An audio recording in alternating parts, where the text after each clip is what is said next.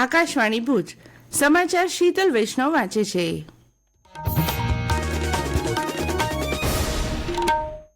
નમસ્કાર. પ્રધાનમંત્રી નરેન્દ્ર મોદીએ મન કી બાત કાર્યક્રમમાં બિન રાજકીય પૃષ્ઠભૂમિ ધરાવતા પરિવારોના યુવાનોને રાજકારણમાં જોડાવા અપીલ કરી છે.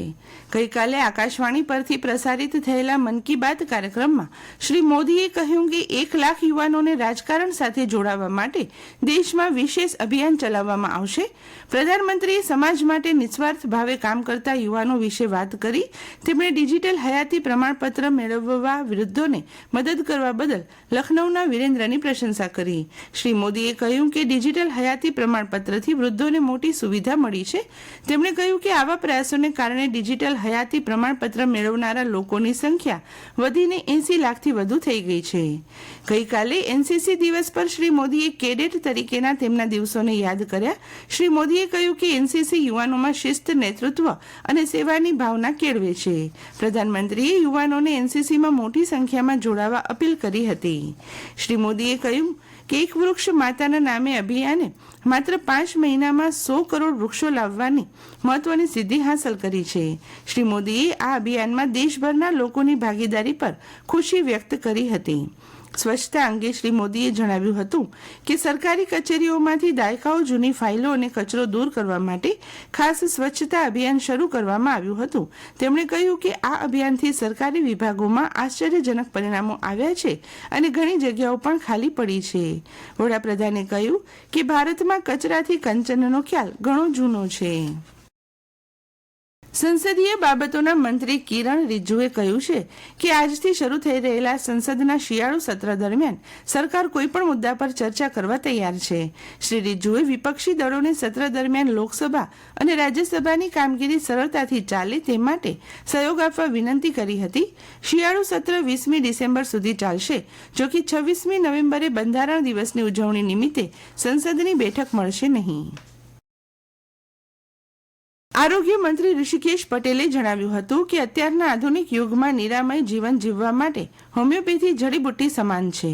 Council of homeopathy system of medicine Gujarat રાજ્ય અને નેશનલ કમિશન ફોર હોમિયોપેથીના સંયુક્ત ઉપક્રમે મહેસાણા દૂધસાગર ડેરી ખાતે રાજ્યનું પ્રથમ હોમિયોપેથિક ગુજરાત એલાઇટ કાર્યક્રમમાં શ્રી પટેલે કહ્યું હતું કે હોમિયોપેથીના અમલીકરણ અને ઉપચારમાં ક્રમશઃ બદલાવ આવી રહ્યો છે. ગુજરાત રાજ્યમાં કોરોનાને પહોંચી વળવા માટે આયુર્વેદિક અને હોમિયોપેથી ખૂબ ઉપયોગી નીવડી હતી. સમગ્ર ગુજરાતમાંથી 1200 જેટલા હોમિયોપેથી ડોક્ટર તથા વિદ્યાર્થીઓ આ પ્રસંગે ઉપસ્થિત રહ્યા હતા.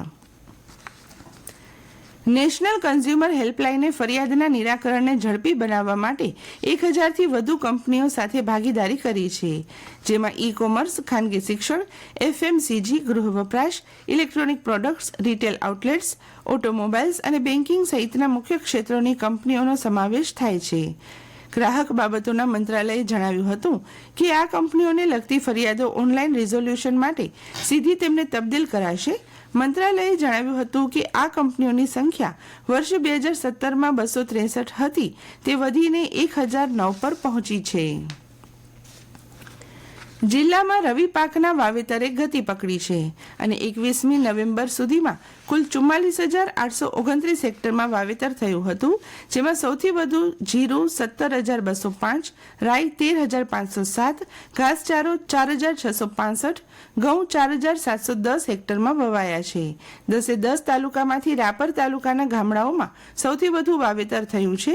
જ્યારે ગાંધીધામ તાલુકો નાનો છે અને તેમાં ગામડાઓ બહુ ઓછા છે, જેથી તેમાં સૌથી ઓછું 120 હેક્ટરમાં નોંધાયું છે.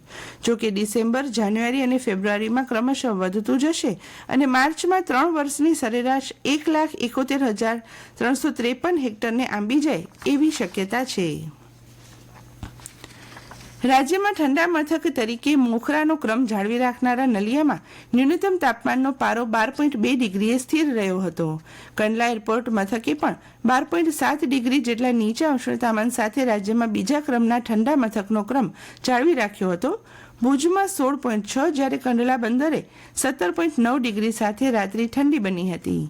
આગામી 2-3 દિવસ રાત્રિનું ઉષ્ણતામાન 2 થી 3 ડિગ્રી ઉંચકાશે તેવી સંભાવના હવામાન વિભાગ દ્વારા દર્શાવાઈ હતી. અને આ સાથે આજનું સમાચાર બુલેટિન પૂરું થયું. નમસ્કાર.